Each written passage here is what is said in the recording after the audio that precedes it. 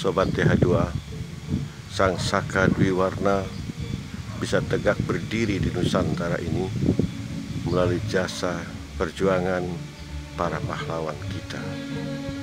Salah satu di antara mereka adalah tuanku Imam Bonjol, yang beliau berjuang di Sumatera Barat, tapi akhirnya dengan tipu daya dan kejahatan pemerintah kolonial Belanda, beliau ditangkap, diasingkan di Minahasa ini sampai wafatnya, dan akhirnya beliau dikuburkan di tempat ini.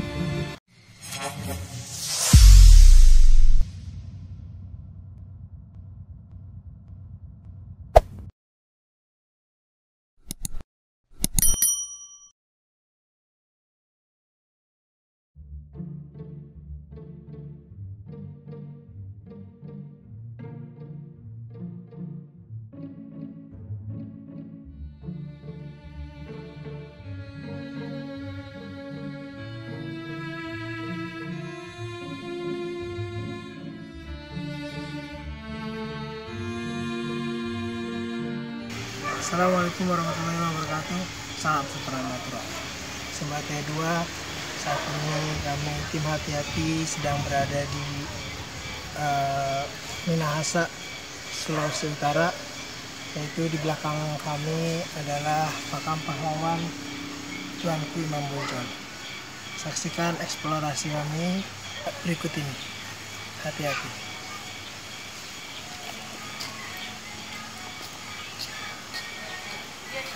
Heroisme perjuangan dari tuanku Imam Bonjol juga digambarkan di dalam replika lukisan yang ada di tembok di samping makam beliau. Sementara inilah makam tuanku Imam Bonjol.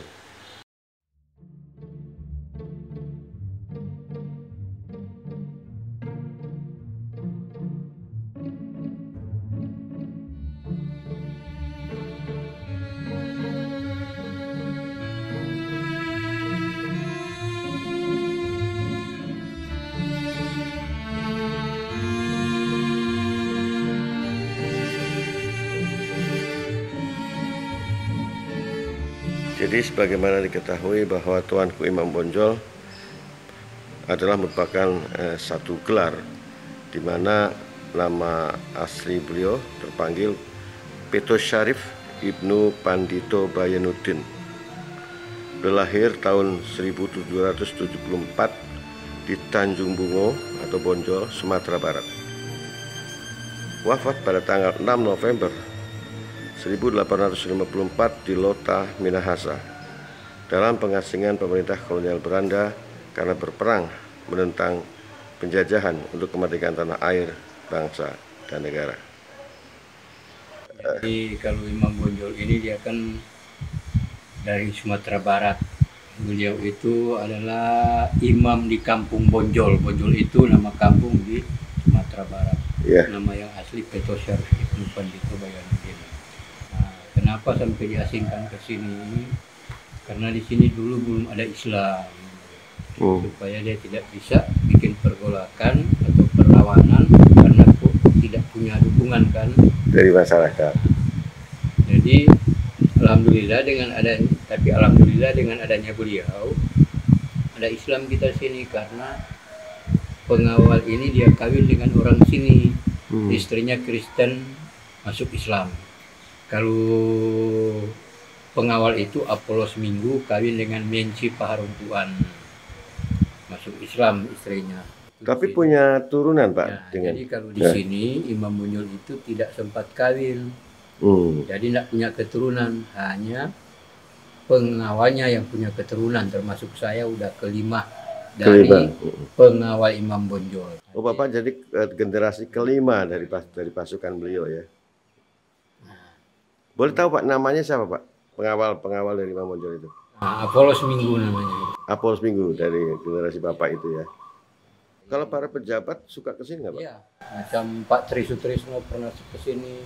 Dulu ya. Ibu Megawati pernah kesini.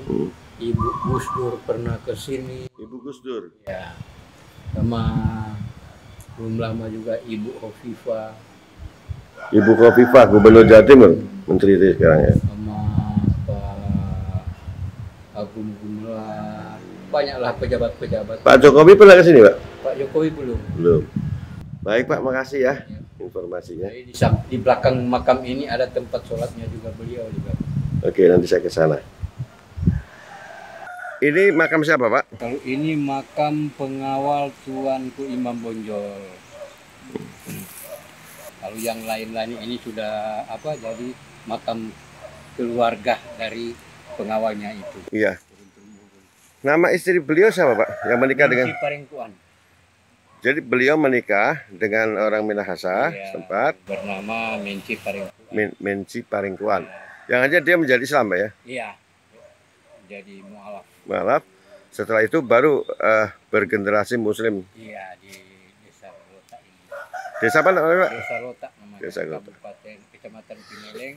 Jadi Sobat TH2, ini adalah makam dari Apolopsi Minggus yang merupakan pengawal dari Tuanku Imam Bonjol. Satu-satunya cuma beliau. Dan akhirnya melahirkan generasi Muslim di wilayah ini. Subhanallah. Seorang pendakwah yang sangat sederhana. Semoga kuburnya dimuliakan oleh Allah dalam barzah yang nikmat.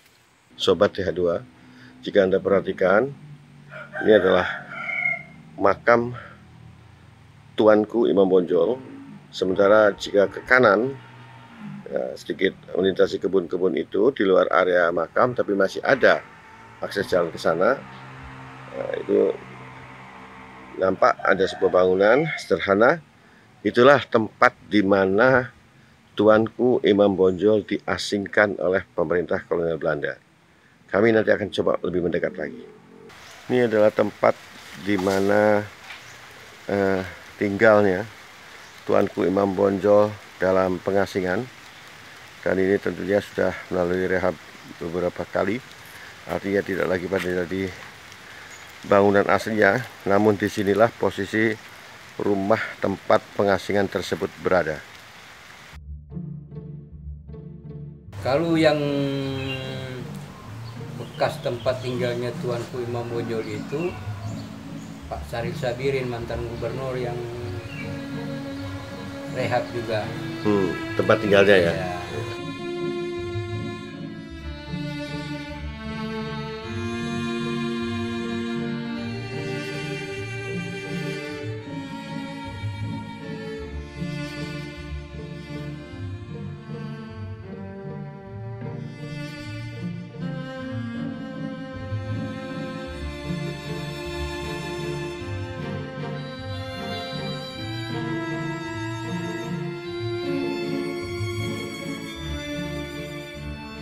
Sobat TH2, saya akan menuju batu tempat sholat Tuanku Imam Bonjol, alamat Republik Indonesia.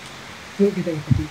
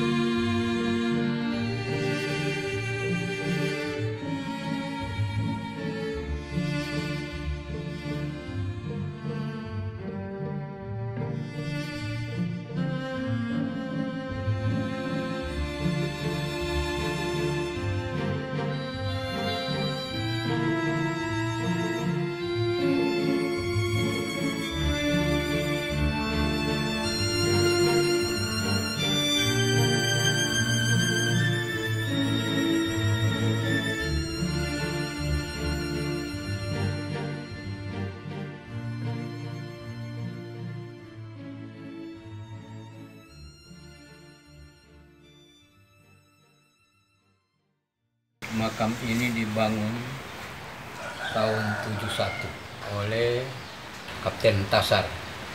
Terus dia ambil orang tahanan, orang-orang G30S itu kerja bakti di sini selama 1 tahun bikin ini. Tahun 92 Pak Aswar Anas Menteri Perhubungan sama Pak Menpora Akbar Tanjung, beliau berdua itu ziarah ke makam ini. Terus dia lihat itu kondisinya, katanya nanti mau direhab. 2003 nak salah itu Pak Bahtiar Hamzah itu Menteri Sosial kan? Ya, saat itu ya. Itu dia ganti sirap 92. 2003 nak salah. Kalau sejak pemerintahan Jokowi ini Pak, ada perhatian nggak? Belum ada ya. Sampai mau berakhir ya, belum ada ya. Belum ada kalau di makam ini. Ya. Tak tahu kalau makam-makam lain. Ya. Kalau di sini nggak ada. Mambunya belum ada. Baik, makasih Pak. Ya.